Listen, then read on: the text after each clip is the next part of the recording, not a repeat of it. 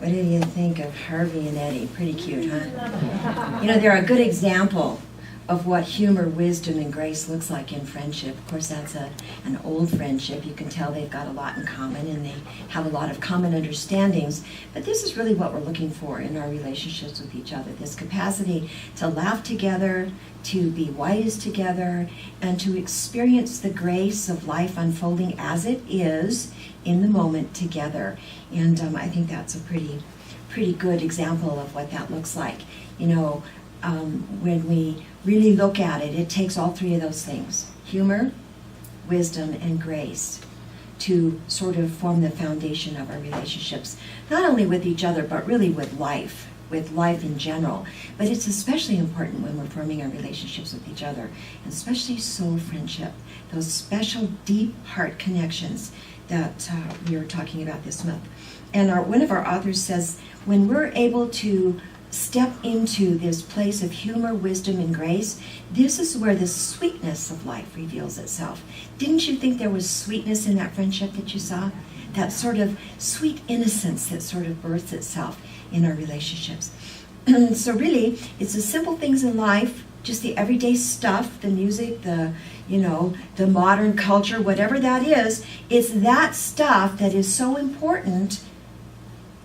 The everyday stuff becomes very important in the way we relate to each other, in the way we understand each other. This morning, we have a new baby in our family. Have a great nephew now, and my mother has a great grandson, another great grandson, and his name is Rocky. And so, of course, when a family gets a new baby, it's a big deal. And so Mom was showing around the pictures to her soul friend Jan, and Jan goes, great. Jan longs for a grandchild. That's her deepest, at the bottom of her heart. If she had a wish that could come from the depth of her heart, it would be for a grandchild. Right, Jan? Yeah. And so this morning, and this is how wisdom, grace, and humor shows up.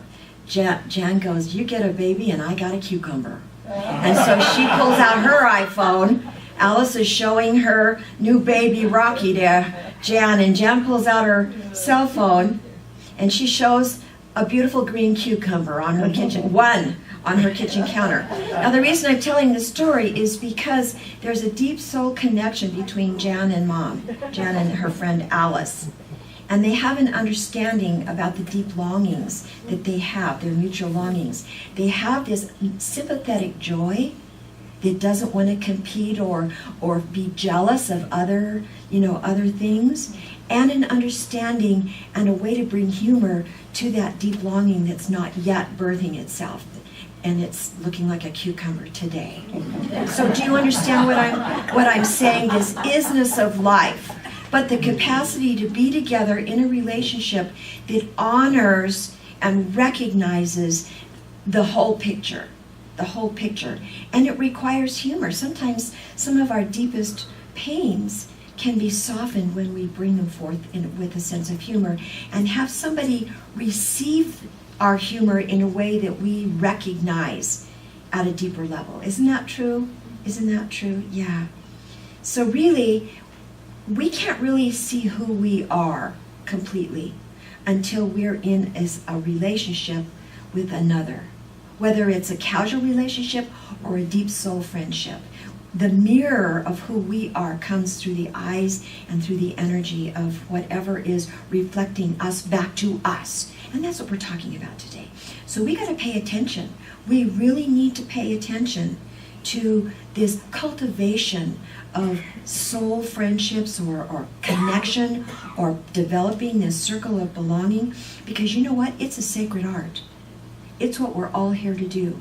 We are all here to cultivate the capacity to facilitate each other's becoming, to help grow each other, to be the energy, the field of energy that creates that incredible vibration that moves us all forward in this dynamic play of the cosmos in our human journey. And so it's not always easy, but when we have the capacity to see, wisdom is really important, because the kind of wisdom I'm talking about has nothing to do with this, has nothing to do with how much you know up here, has nothing to do with all the knowledge that you have accumulated through your lifetime. The wisdom I'm talking about is this heart wisdom, and it's also that awake awareness that knows the truth of my being and your being, that knows who we really are, that knows that we are here to express our divinity, and knows that about the other. Now, sometimes it's a special friendship, which is what we're talking about as far as soul friendships go, but it also is about community. To know that about each other is so important. The capacity to take life lightly, no matter how it shows up, no matter what's going on, with ease, this open, allowing expression of letting the flow of spirit move through our whatever that thing is, whether it's a baby or a cucumber, and know that it's all the activity of God expressing. That's big. Because when we can be light with our life experience, it really does change the way that we're able to be present and the way that life works for us. It affects our sense of well-being, and it affects our capacity to actually love the life we're living. Have you noticed how that works? If you're light, it works better. And so there's nothing sweeter than that special relationship that honors the baby and the cucumber, that honors, the kind of friendship that we saw here. Yesterday we spent time up at Rose Hills celebrating the life of Wayne Fukuda, who made his transition recently, a member of our community. And it was pretty interesting. Many of you were there. It was very interesting because Wayne was brilliantly intelligent. He also experienced a lot of wisdom in his life path. It became very apparent when his children shared how much wisdom he had imparted to those around him.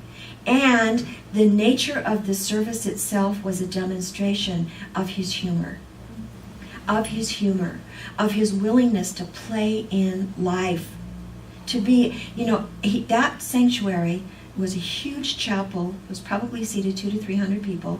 It was filled to the brim with family and friends, filled to the brim with a circle of belonging. And everyone was there with a special understanding of their unique relationship with him. But what I found really interesting was this element of celebration and humor and lightheartedness. The daughter made a beautiful video, and on the video, interspersed with static images, were pictures of Wayne and Barbara dancing the tango. You see, this idea of going with the flow, dancing with ease, with life, celebrating, having fun. This deep, abiding heart and soul connection, you see, that is fueled by our willingness to bring forth not only our knowledge of who we are, this knowingness that we've got, but also this deep humor. And then just allow life to be as it is. Allow life to unfold. So it's really important, you see, when we're in relationships with each other, we got to know who we are first. That's what this wisdom's about. It's about self-knowing. Because if we don't know who we are, if we're not clear about our own divinity and our own expression as a divine being, it's very hard to see that in the other, to see that in our relationships with each other, to know the truth, know and remember our own divinity. And when we know that, we can live in rhythm with our soul's journey, whatever that shows up. Now, for me, I never know what that's going to look like. And so for me, this aspect of grace is key, because when I can tap into this sense of grace, I can allow whatever shows up to just be as it is. To just be as it is and meet that moment. And when I'm in relationship with others, I can help others meet that moment for them, you see, without expectation, without pushing the river. Makes us more allowing and more accepting when we know who we are and we know who the other is, and when we come together in relationship to know that together. Yesterday, Glenda and I were talking about knowing. We were trying to find our way home from our experience at Rose Hills, and we got on this one road, and Glenda goes, "Oh no, this reminds me of our bail years." We were lost. We took a wrong turn. Who knows where we were going, and we were trying to find the ideal spot to make the U-turn, right? We knew we were going to make it, but the humor, we're just laughing again. Oh my God, here we go again. This is familiar. This idea, and knowing that we were going to be okay, knowing that we trusted each other to, you watch out for the cars while I make a U-turn. Let me know if a truck comes. That kind of thing. This absolute trust in one another, this knowingness of who we are together. Let us just live in rhythm with whatever that thing was that was showing up in that moment. It happens in so many ways for us, so many ways for us. And it lets us just respond in the moment to whatever's showing up. And that allows us then to be really present with the isness of our experiences. So we don't take life so seriously. Don't beat each other up. Don't blame each other. Don't shame each other. Don't shame ourselves. Don't go into guilt. This wisdom that knows who we really are allows us to just know our divinity and go, oh well, when things don't show up the way we want them to do. To embrace life on life's terms. So humor. Deepak Chopra says that joy, when we are experiencing joy and we see those moments of joy start knitting themselves together, this is when we know that we're realizing the presence and power of the divine energy that God is, or whatever you call that energy. So when we're able to stand back and go, yeah, this is a pretty humorous universe. This is a pretty humorous experience. This is an unpredictable kind of quirky experience, life, in a human condition. When we're able to actually take that stance and embrace whatever's going on as a wondrous adventure, instead of like some big project that we've got to accomplish or get through, simply survive through, when we can actually enjoy it in the moment and attend to that, whatever that thing is, we can be safe when we're in a soul friendship with somebody that understands who we are and that we know who they are. We can be silly. We can be irreverent. I hate to tell you, but we're irreverent a lot of the times. We probably wouldn't share some of those things directly with our congregation, but we know who we are. So when we want to be over the top silly, we give each other permission to do that. A good soul friend or a safe circle of belonging allows you to be who you are. You don't have to have a pretense. You don't have to put up a front. You don't have to wear a mask. You don't have to be anything or anybody that you're not. You can be silly, you can be irreverent, and you can be absolutely authentic.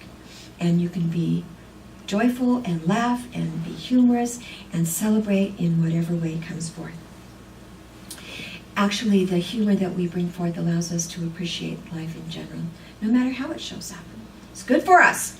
Do you know that when we laugh together, we take in more oxygen? It's good for us. It's good for our bodies. It's good for our hearts. It's good for our spirits, our minds. We get inspired. We take in more breath when we laugh. Have you noticed how that works? Laughing together releases chemicals in our systems that allow us to approach life in a different way than if we're morose or stuffy or rigid or worried or in fear. So grace, this activity of grace expressing through things. You see, when we can actually allow life to be life, embrace life on life's terms, not have it be different than it is, not be mad at ourselves because we turned down the wrong road, not be upset or jealous because we got a cucumber instead of a baby named Rocky. When we can actually allow life to reveal itself at the deepest level and give ourselves space to reflect on our own journey and on our relationships with other people, to appreciate the complexities of life, whatever they are, however they show up. This is what grace is all about. To actually embrace the overall richness of life on life's terms as it is. That's a big spiritual practice, folks. And it's not an easy one. Because sometimes things show up and they hurt, or they're disappointing, or they're frustrating, or they're frightening. But when we can actually embrace these things on life's terms and allow them to be as they are, as a dynamic play of energy in the universe, makes a big difference in our relationships with each other and in our relationship with the world. So, the invitation, remember the truth of your being. Remember that we're here together in spiritual community, in friendships, in soul friendships. We're in this thing together to facilitate and grow each other, to lift each other up, to remind each other of who we really are, to bring our best selves forward. We can't bring our best selves forward without each other. We cannot do it. To live in rhythm with life as it is. To express our willingness to appreciate life on life's term with a sense of humor. To pay attention.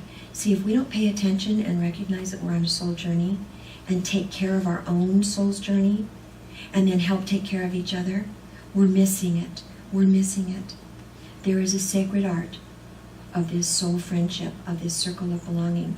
And every single one of us is called to cultivate the capacity to be present with humor, with wisdom, and with a deep, abiding openness to the grace of God that's within all of it. Thank you for listening.